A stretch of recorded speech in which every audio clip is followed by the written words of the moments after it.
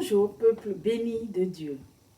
Notre Dieu et Père nous a créés à son image et il nous a dotés d'émotions.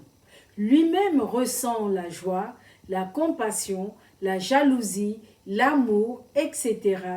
Des modèles pour nos propres émotions. Dieu ne nous demande pas d'éviter ou de réprimer nos émotions, mais de les apporter devant lui. Nous sommes invités à venir à Dieu avec ce qui se trouve réellement dans notre cœur, nos peurs, nos doutes, nos craintes de l'avenir, et de les abandonner entre ses mains afin qu'une fois détachés de nos émotions, nous puissions faire sa volonté.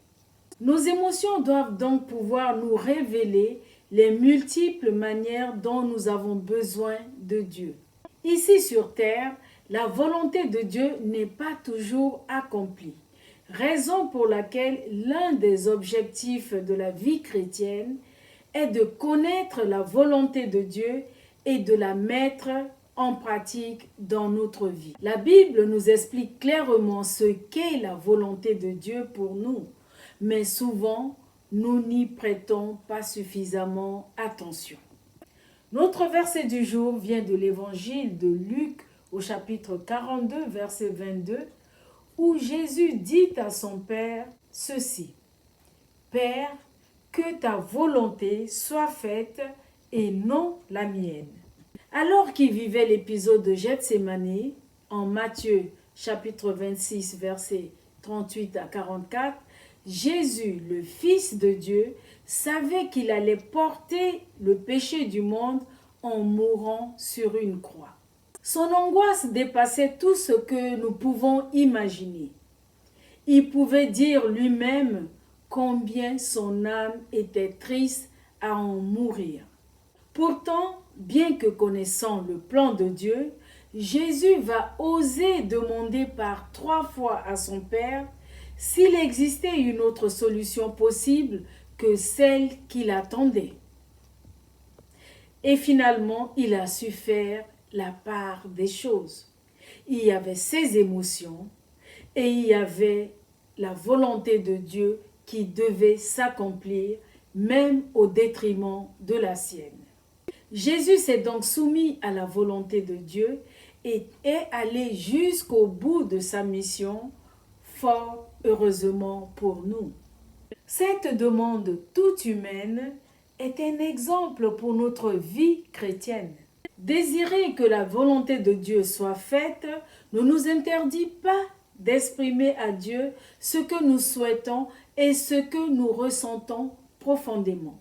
Par son exemple, Jésus ouvre une porte à la reconnaissance de nos émotions, de nos désirs, de nos affections, de nos aspirations profondes. Il nous montre comment nous pouvons être libres, vrais, authentiques, sincères avec nos désirs profonds dans notre relation avec notre Père céleste. Bien-aimés, Dieu entend et prête attention à nos émotions. Allons à lui avec notre cœur meurtri, déposer nos fardeaux devant lui. Il nous accueillera avec notre douleur et marchera à nos côtés. Et lorsque nous nous sentirons submergés par nos émotions, allons à Dieu et mettons des mots sur nos émotions. Nous serons entendus par le Dieu qui entend et qui agit pour le bien de ses enfants. Amen. Prions ensemble.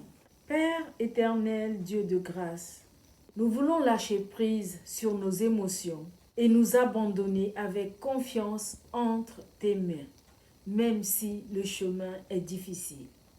Et cela afin de pouvoir dire en toute confiance que ta volonté soit faite et non la nôtre.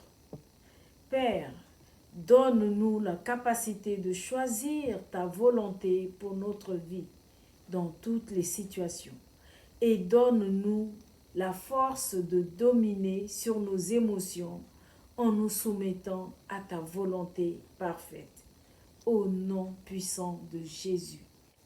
excellente journée dans la confiance absolue à la volonté de Dieu pour notre vie. Soyez tous bénis.